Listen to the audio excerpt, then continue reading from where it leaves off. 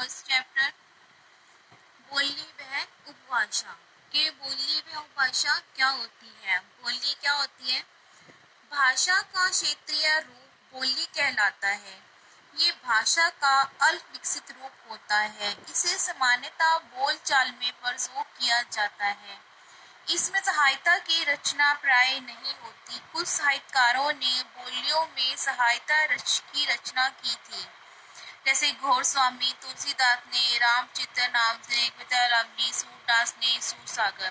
इसमें कहा गया है बोली क्या होती है? भाषा का वो वाला रूप बोली कहलाता है जिसका अब तक पूरा अच्छे से विकास नहीं हो पाता। उपभाषा, उपभाषा क्या है? जब बोली का क्षेत्र थोड़ा बड़ा हो जाता है तब वह उपभाषा बन जाती है। जब बोली का एरिया थोड़ा बड़ा हो जाता है तो वो किस में बदल जाता है? तो वो उपभाषा बन जाती है। बोलियों में सहायता की रचना प्राय नहीं होती, परंतु उपभाषा में सहायता की रचना होने लगती है। एक उपभाषा की कई बोलियां हो सकती हैं। अवधी, अवधी, बर्ज तथा राजस्थानी बोलियों में सहायता की रचना हुई थी। उसके बाद आता है बेटा, जैसे ये बताया गया आप लोगों ने अच्छे से लर्न कर लेना है। उपभाषाएं, पश्चिमी हिंदी में कौन सी बोलियां बोली जाती हैं? ब्रज भाषा, हरियाणवी, बुंदेली। पूर्वी हिंदी में अवधी, बघेली, राजस्थानी, पहाड़ी हिंदी, मागधी। ये आप सबने अच्छे से याद कर लेना है।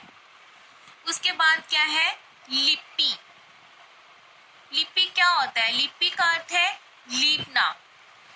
जैसे कि आपने पिछली कक्षा में जाना है कि मनुष्य ने उचित भाषा को स्थायी रूप देने तथा अपने विचार दूर बसे संबंधियों तक पहुंचाने के लिए चित्रों के माध्यम बनाए, जिसे चित्र लिपि कहा जाता है। फिर उसने उचित ध्वनियों को निश्चित चिन्ह दिए, यही चिन्ह लिपि कहलाते हैं। उचित ध्वनियों को लिखने की विधि लिपि कहलाती है।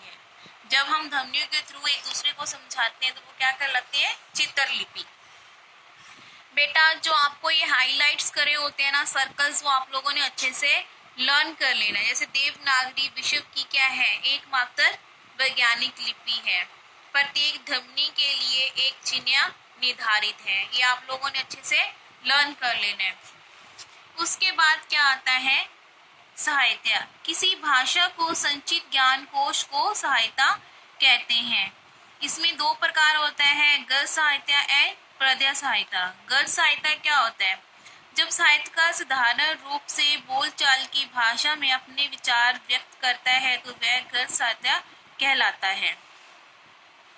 ये बेटा आप लोगों ने अच्छे से लर्न कर लेना है, सहायता का रचना का नाम।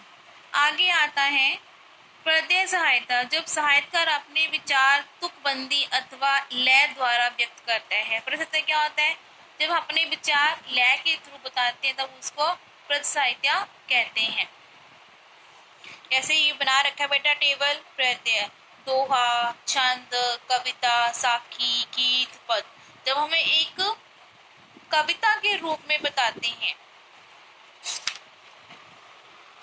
ये बेटा आपने ये लर्न कर लेने हैं, प्रमुख कवि, रचना का नाम। उसके बाद लास्ट क्या आता है आपका? व्याकरण। कि व्याकरण क्या है? वनों के विस्तृत मेल में से शब्द, शब्दों के विस्तृत मेल से वाक्य तथा वाक्यों के मेल से भाषा बनती है। क्या है? वर्णों से क्या बनता है? वर्ण, अक्षर से शब्द बनते हैं, शब्दों से वाक्य बनते हैं और वाक्य से क्या बन जाती है? हमारी भाषा। यदि ये विकसित ना हो तो भाषा अर्थपूर्ण नहीं होगी। किस वर्ण, शब्द तथा वाक्य का प्रयोग कहाँ और कैसे करना है, इसका ज्ञान हमें व्याकरण से मिलता है। व्याकरण के अंग कौन कौन से हैं? वर्ण विचार, शब्द विचार, वाक्य विचार।